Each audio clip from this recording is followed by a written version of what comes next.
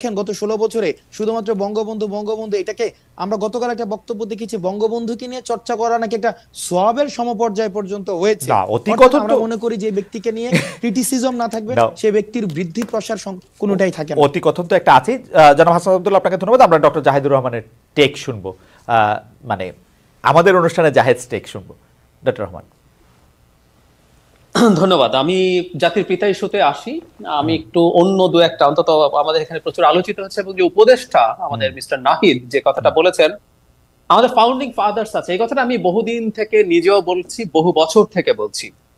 আমি আরেকটা প্রশ্নের একটা জবাব দিয়ে দিতে চাই। আমি আমার ব্যক্তিগত দৃষ্টিভঙ্গির কথা বলছি। আমাদের মুক্তিযুদ্ধের ইতিহাসে এবং স্বাধীনতার ইতিহাসে সবচেয়ে বড় নাম কে এবং তার সমান কেউ আছে কিনা? আমি মনে করি সবচেয়ে বড় নাম শেখ মুজিবুর রহমান, এবং ওনার সমান কেউ আছে বলে আমি মনে করি না। এটা একদম ক্লিয়ার জবাব।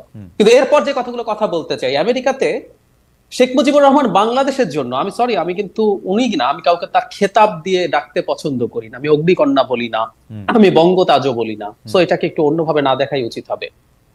তো আমরা বরং শেখ সাহেব, মুজিবর, এগুলো আমাদের অনেক কাছের শব্দ ছিল এক সময়, এটাই থাকা উচিত।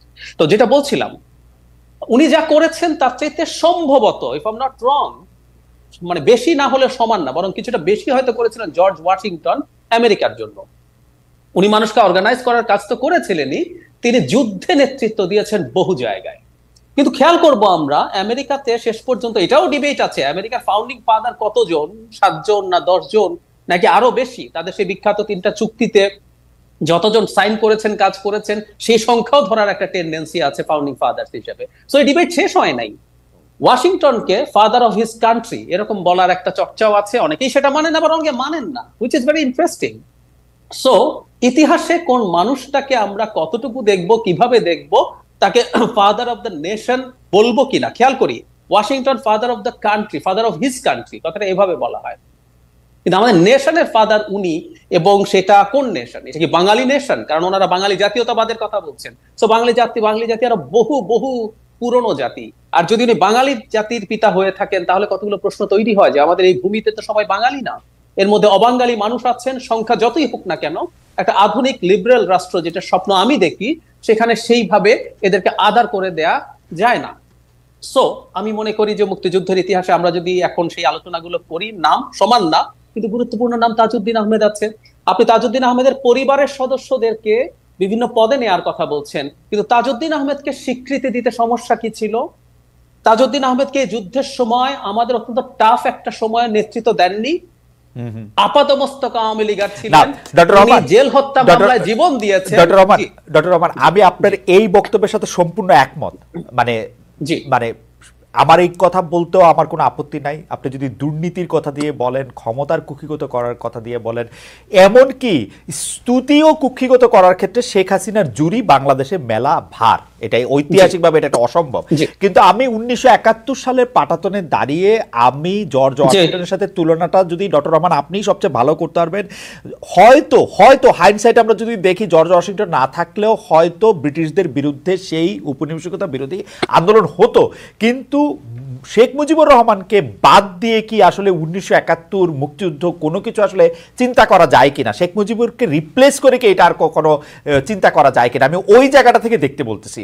মানে ব্যাপারটা তো আসলে ইতিহাসের পাকে চক্রেই একটা একক লোকের উপর এটা দায়টা বর্তাইছিল কিনা, সেইটা আমি দেখতে চাইতেছি। পরে সেটা এক্সিকিউশন ওয়াইজ তাজউদ্দিন সাহেব ভালো করেছে, সৈয়দ নজরুল ভালো করেছে, সে ঠিক আছে। জি না, খালেদ ভাই, আমি কিন্তু আপনাকে এই কথা শুরুতে খুব স্পষ্টভাবে বলেছি। আমাকে যদি হিস্ট্রি যতটুকু আমি বোঝার চেষ্টা করেছি, জানার চেষ্টা করেছি, এখানে একটু বলে রাখা ভালো, অবজেক্টিভ হিস্ট্রি বলেও আসলে কিছু নাই। অবজেক্টিভ হিস্ট্রি আসলে কল্পনাতেই বসবাস করে। আমরা যা জানি কতগুলো সাবজেক্টিভ হিস্ট্রি, এর ভিত্তিতেও আমি বিভিন্ন দিক থেকে যখন বোঝার চেষ্টা করেছি, আমি সত্যিই মনে করি উনি সবচেয়ে বড় নাম। কিন্তু আমি প্রায় একটা কথা বলছি, এই ন্যারো ডাউন করার চাইতে আমাদের এই জাতির এই লড়াইয়ে দীর্ঘ সময় যারা তাদের জায়গা থেকে লড়াই করেছেন, মাওলানা ভাসানীর একটা দীর্ঘ লড়াই আছে। আমরা সময় নাই, উনি কি করেছেন অনেকেই জানেন, আমিও আমার যদ্দূর জানি বলতে পারবো। এরকম করে সিরাজুল আলম খানের গুরুত্বপূর্ণ রোল আছে এই মুভমেন্টে। ইভেন আমাদের 2 ছাত্র নেতা 7ই মার্চের ভাষণের আগে একজন ইশতেহার পাঠ করছেন, আর একজন পতাকা উত্তোলন করছেন। মানে কি সব দুঃসাহসী কাজ করছেন। এইরকম আরো অনেকজন মানুষ আছে যাদেরকে আমার মনে হয় একত্র করে, এবং আপনি যদি আমাকে ব্যক্তিগত মতামত দিতে বলেন, এর মধ্যে বা কোন নামটা সবচেয়ে বড়, এটা আনডাউটেডলি আমার বিচার এটা শেখ মুজিবুর রহমান। এবং আমি এটুকু যোগও করতে চাই, আমি ইতিহাস যতদূর পড়েছি আমি ওইভাবে দেখিনি আসলে। আমার পারসেপশন হচ্ছে এই ভূমির স্বাধীনতা উনি চেয়েছেন আমি মনে করি না। কিন্তু যখন যুদ্ধ শুরু হয়ে গেল, এই জাতি, এই মুক্তিযোদ্ধারা এই যুদ্ধে নেমে গেছেন শেখ মুজিবুর রহমানকে নেতা মেনে। এটার জন্য জেনুইন ডকুমেন্টও আছে।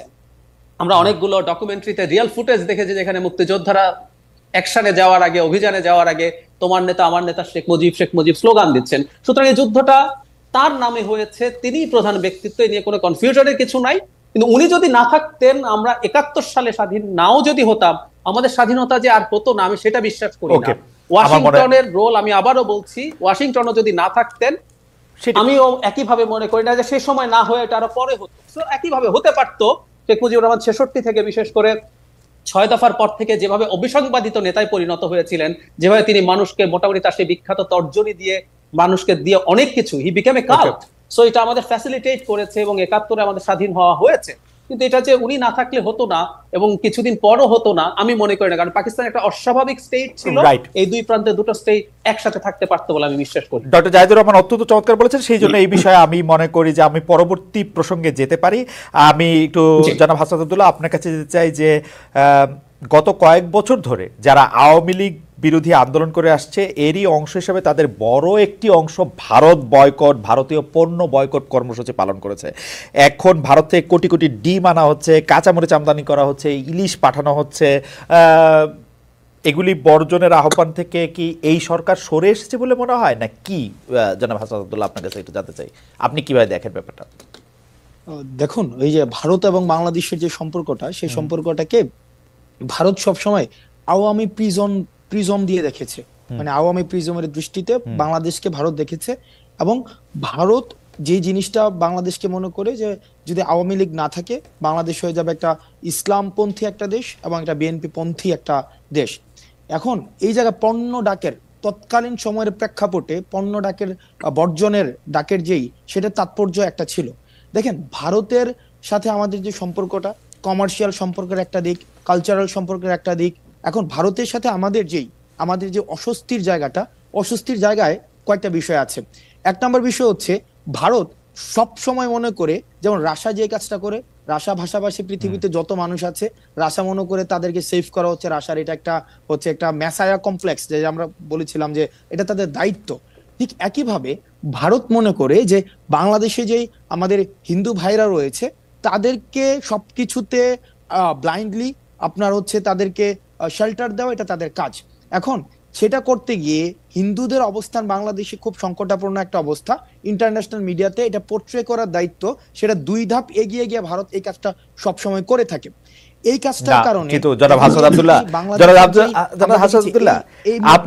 আপনি বলছেন যে ভারত 2 ধাপ এগিয়ে গিয়ে যেটা করে, আমি যদি 2 ধাপ পিছিয়ে নিয়েও বাংলাদেশের সংখ্যালঘুদের উপর যা যা কিছু হয়েছে, আমি আপনার এগুলি মুখস্থ, আপনি বিভিন্ন জায়গায় বলেন, আমি আর বারবার করে বলছি না।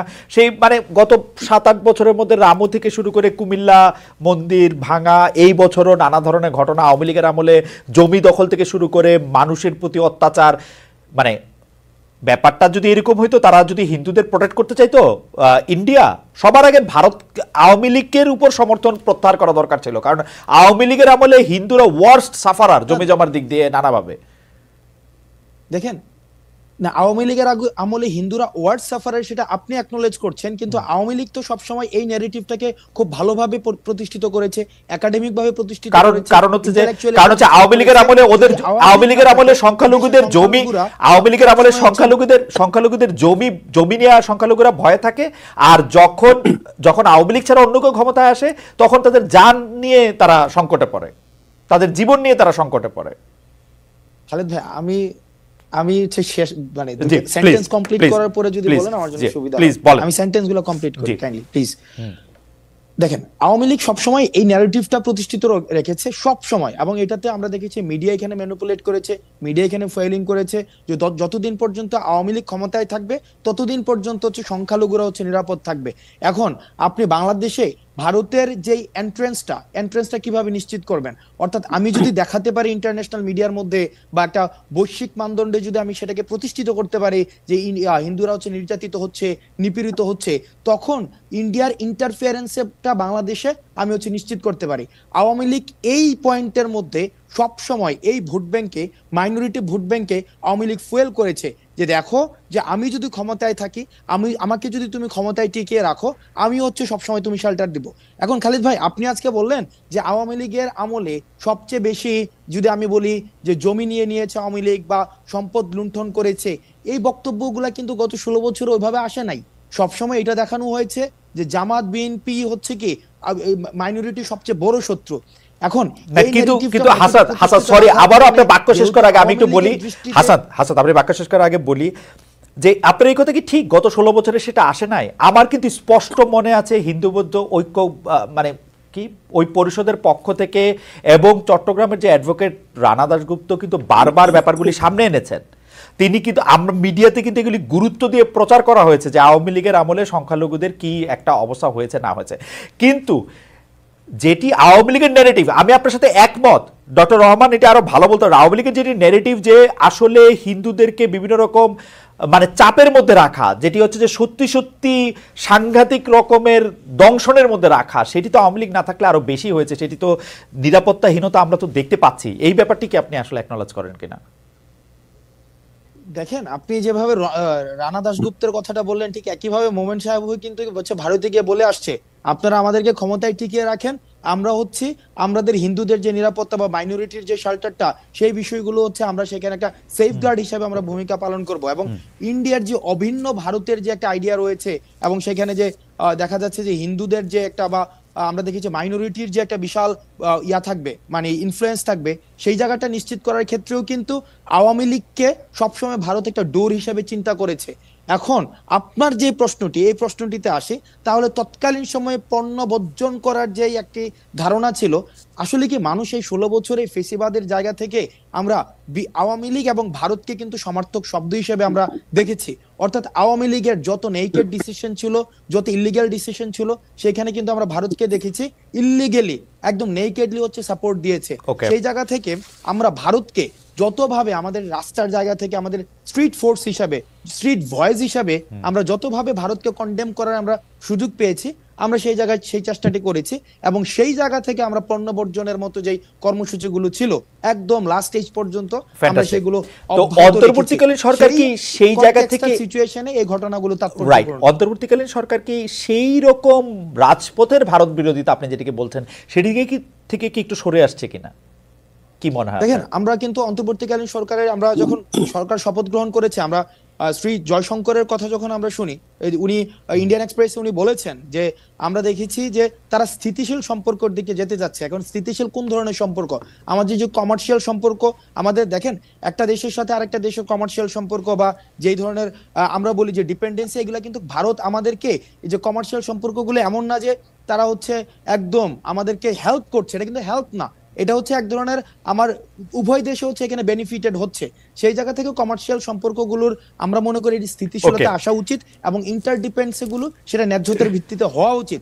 প্রিয় দর্শক, এতক্ষণ আমরা ওনাদের কথাগুলো শুনছিলাম এবং ওনারা যে বিষয়টি নিয়ে কথা বললেন, বিশেষ করে ইন্ডিয়ার সঙ্গে বাংলাদেশের সম্পর্কের ইস্যুটা বারবারই চলে আসে এবং সেই ক্ষেত্রে বিশেষ করে বাংলাদেশে যে জাতির পিতা হিসেবে আখ্যায়িত করা হয় শেখ মুজিবুর রহমান, ওনাকে আসলে শেখ মুজিবুর রহমানের জাতির পিতা বিষয়টি আসলে কতটুকু আপনার বাংলাদেশের মানুষ অ্যাকসেপ্ট করেছে, সেই জায়গায় ওনারা দুইজনই বিভিন্নভাবে বিষয়গুলোকে তুলে ধরেছেন।